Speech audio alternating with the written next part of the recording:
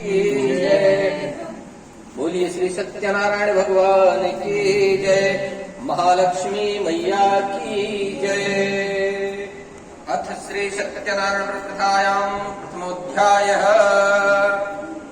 व्यास उवाच एकदा नैमिषारण्ये ऋषयः शौनकादयः अप्रक्षर्मुनयः सर्वे श्रुतं पौराणिकं खलु। श्री व्यास जी महाराज ने कहा, एक समय नैमिषारण्य तीर्थ में शौनक आदि सभी ऋषियों तथा मुनियों ने पुराण शास्त्र के वेत्ता श्री सूत जी महाराज से पूछते हैं, ऋषयः वचो व्रतेन तपसा किन्वा प्राप्यते वांछितं फलम् तत्स्वरं श्रोतुमिच्छामः कथयस्व महामुने।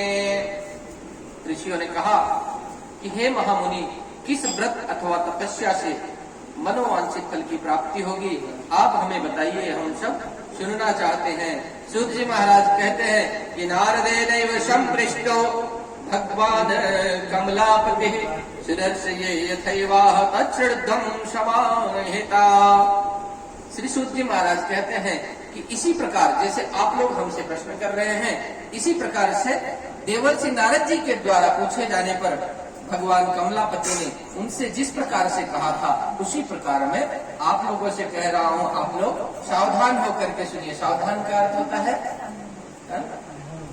ध्यान से, ध्यान कहीं और ना भटकने पाए। जैसे आप पूजा में बैठे हैं तो कुछ लोग कहते हैं अरे वो क्या कहते रहे, क्या कहते हैं ना, तो इसका अर्थ होता है सावधान होने का अर्थ है कि आप सब चीजों से मन हटा करके सिर्फ और सिर्फ परमात्मा के लिए जो समय दिए हैं, यह पूर्ण समय परमात्मा के लिए होना चाहिए।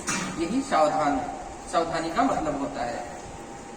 तो कहते हैं एक समय योगी नारद जी महाराज लोक कल्याण की कामना से विविध लोकों में भ्रमण करते हुए मृत्यु लोक में पधारे, और यहाँ उन्होंने देखा कि अपने कर्म फल के अनुसार नाना योनि में उत्पन्न सभी प्राणी अनेक प्रकार के क्लेश से दुखित हो रहे हैं। इन दुखों का किस प्रकार से सुनिश्चित रूप से नाश हो सकता है, ऐसा मन में विचार करते हुए हर गुणगान करते हुए भगवान विष्णु को पास जाते हैं, और वहां जाकर के तत्र नारायणं देवं शुक्लवर्णं चतुर्भुजं शंख चक्र गदा पद्म वनमाला विभूषितम्।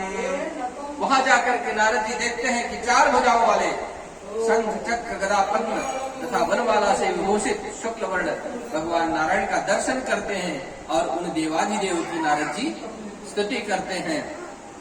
नमो वाङ्मन शातीत रूपाय अनंत शक्तये आदि मध्यांतहीनाय निर्गुणाय गुणात्मने सर्वे कामादिभूताय भक्तानामार्तिनाशिने। श्रुत्वा स्तोत्रम ततो विष्णुर्नारदं प्रत्यभाषत।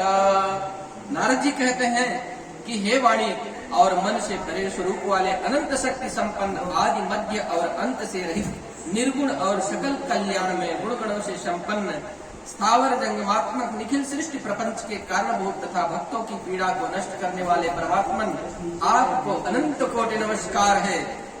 इस स्तुति के सुनने के अनंतर भगवान श्री विष्णु नारद जी से कहते हैं, श्री भगवान वाच किमर्थमागतो शीघ्रं किं ते मनसि वर्तते कथयस्व महाभागे तत्सर्वं कथयामि ते। नारायण कहते हैं, महाभाग हे नारद जी, आप किस प्रयोजन से यहाँ पधारे हैं, आप हमें बताइए। नारद वाच मर्त्यलोके जना सर्वे नाना क्लेश समन्विता नाना योनि समुत्पन्नः पच्यन्ते पाप कर्मभिः। नारद जी कहते हैं, हे प्रभु, हे भगवान, मृत्यु लोक में अपने पाप कर्मों के द्वारा विभिन्न योनि में उत्पन्न सभी लोग बहुत प्रकार के क्लेश से दुखित हो रहे हैं। हे नारायण, उनके इन कष्टों का किस प्रकार से निवारण हो सकता है? कोई ऐसा छोटा सा उपाय बता दीजिए प्रभु, कोई लघु उपाय बता दीजिए जिससे उनके कष्टों का निवारण हो सके। श्री भगवान साधु पृष्ठम तया वत्स लोकानुग्रह कांक्षया यत्कृत्वामुच्यते मोहात् तच्छ्रुत्स्व वदामि ते। नारायण कहते हैं, हे नारद जी, हे वत्स, संसार के ऊपर अनुग्रह करने की इच्छा से आपने बहुत उत्तम बात पूछी है। जिस व्रत को करने से प्राणी मोह से मुक्त हो जाता है, आपको मैं वह बतलाता हूँ। हे वत्स, स्वर्ग और मृत्यु लोक में दुर्लभ भगवान सत्यनारायण का एक महान पुण्य तत्व है।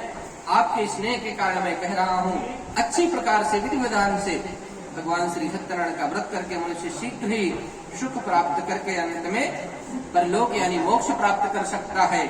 भगवान की ऐसी वाणी सुनकर नारद मुनि ने कहा कि किं फलम किं विधानम च कृतं केनैव तद्व्रतम तत्सर्वं विस्त्राद् बोहि कथा कार्यं वतं प्रभो। नारद जी कहते हैं, प्रभु इस व्रत को करने का फल क्या है, इसका विधान क्या है और इस व्रत को किसने सर्वप्रथम किया, यह आप विस्तार पूर्वक हमें बताइए।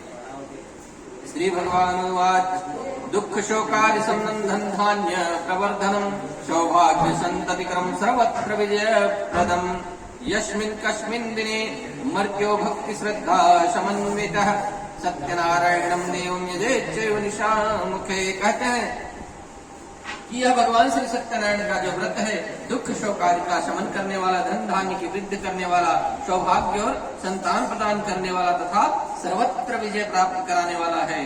किसी भी दिन भक्ति और श्रद्धा से समन्वित होकर मनुष्य ब्राह्मणों और बंधु बांधवों के साथ धर्म में तत्पर होकर दिन भर व्रत रखकर सायंकाल भगवान श्री सत्यनारायण का पूजन करे, नैवेद्य के रूप में अनेक प्रकार के उत्तम कोटि के भोजनीय पदार्थ भगवान को सवाया मात्र में अर्पित करें और बंधु बांधवों के साथ भगवान श्री सत्यनारायण की कथा सुनकर ब्राह्मण को दक्षिणा दे। तदनंतर बंधुओं और बांधवों के साथ ब्राह्मणों को भोजन कराएं, भक्ति पूर्वक प्रसाद ग्रहण करके नित्य गीत आदि का आयोजन करें। तदनंतर सत्यनारायण भगवान का स्मरण करते हुए अपने घर जाना चाहिए। ऐसा करने से मनुष्य की सारी अभिलाषाएं पूर्ण होती हैं। विशेष रूप से कलयुग में पृथ्वी लोक में यह सबसे उत्तम और लघु उपाय है। इति श्री सत्यनारायण स्कंद पुराणे रेवाखंडे श्री सत्यनारायण व्रत कथायां प्रथमोध्यायः। बोलिए श्री सत्यनारायण भगवान की, श्री बांके बिहारी लाल की जय, श्री कृष्ण कन्हैया लाल की जय।